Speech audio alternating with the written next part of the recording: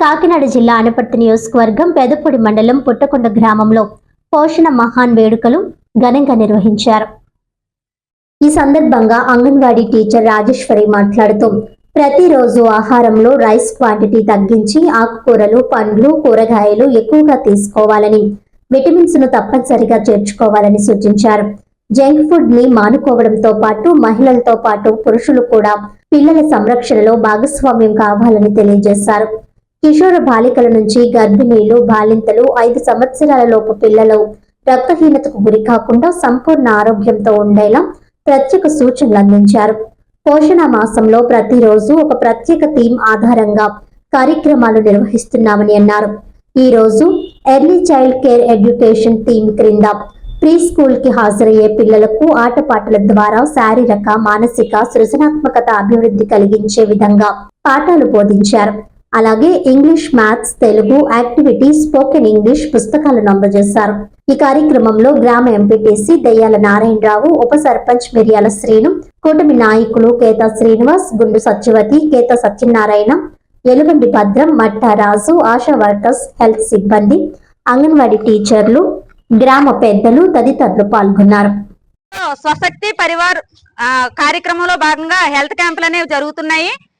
గ్రామంలో ఉన్న మహిళలకు, స్త్రీలకు రక్తహీనత నివారించేందుకు, ఇప్పుడు ప్రస్తుతం క్యాన్సర్ ఎక్కువగా ఉన్న కారణంగా దాన్ని నివారించేందుకు స్క్రీనింగ్ టెస్టులు మొత్తం అన్ని కూడా హెల్త్ పరీక్షలు అన్ని చేసి వాళ్ళకి ఎక్కడికి అవసరమైతే అక్కడికి రిఫర్ చేసే నిమిత్తం ఈవేళ ప్రతి ఊర్లో కూడా ఈ క్యాంపులు అనేవి నిర్వహిస్తూ ప్రభుత్వం చర్యలు తీసుకుంటోంది. ఆ కార్యక్రమంలో భాగంగానే పౌష్టికాహార మహా ICDS కు సంబంధించి సెప్టెంబర్ 17వ తేదీ నుంచి అక్టోబర్ 16వ తేదీ వరకు మాసం అంతా కూడా పౌష్టికాహార ప్రాముఖ్యత గురించి ప్రజలందరికీ అవగాహన కల్పించేందుకు కాను ఒక్కొక్క రోజు ఒక్కో థీమ్ ప్రకారం ఈ కార్యక్రమాలపై అవగాహన కల్పిస్తా ఉన్నాము.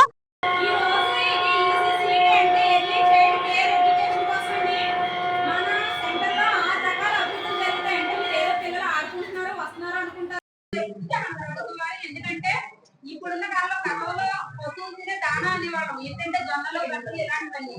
కానీ ఇప్పుడు అవే మనిషికి చాలా ఉపయోగకరంగా ఉంటున్నాయి.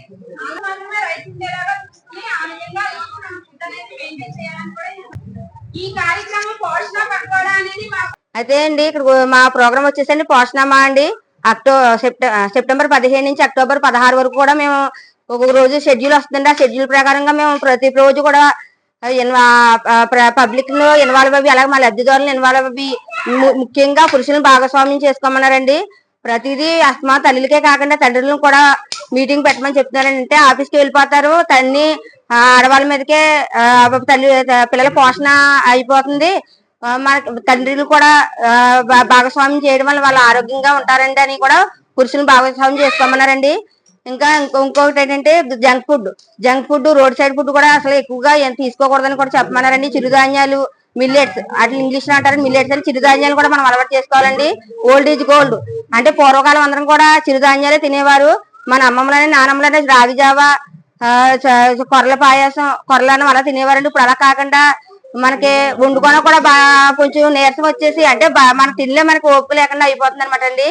అంచేత రోడ్ సైడ్ ఫుడ్ పూరీలు కానీ, బజ్జీలు కానీ ఇలాంటి మైదా పిండి అసలు వస్తువు అనేది తినవద్దని చెప్పడం జరుగుతుందండి. మాకు కూడా పైన ఇన్స్ట్రక్షన్స్ ఉన్నాయండి. ఇంకా ఇక్కడికి వచ్చిన ఫుడ్ ఐటమ్స్ కూడా మనం ఇక్కడ పెట్టింది ఏంటంటే మీరు కూడా చూడాలన్నమాట అండి, టేస్ట్ చేయాలండి. మునగాకు, కరివేపాకు, ఆకుకూరలు ప్రతిదీ కూడా మనం రోజుకి ఒక వారానికి 3 times అయినా ఆకుకూరలు తినాలండి. నాన్ వెజ్ తక్కువ తినాలండి, వెజిటేరియన్ ఫుడ్ ఎక్కువ తినాలండి. ఇంకా అయోడైజ్డ్ సాల్ట్ అండి, సాల్ట్ కూడా అయోడైజ్డ్ సాల్ట్ తీసుకోవడం వల్ల మనం గర్భవతులు పుట్టే పిల్లలు కూడా తెలివితేటలుగా ఉంటారండి. IQ లెవెల్స్ కూడా బాగా పెరుగుతాయండి.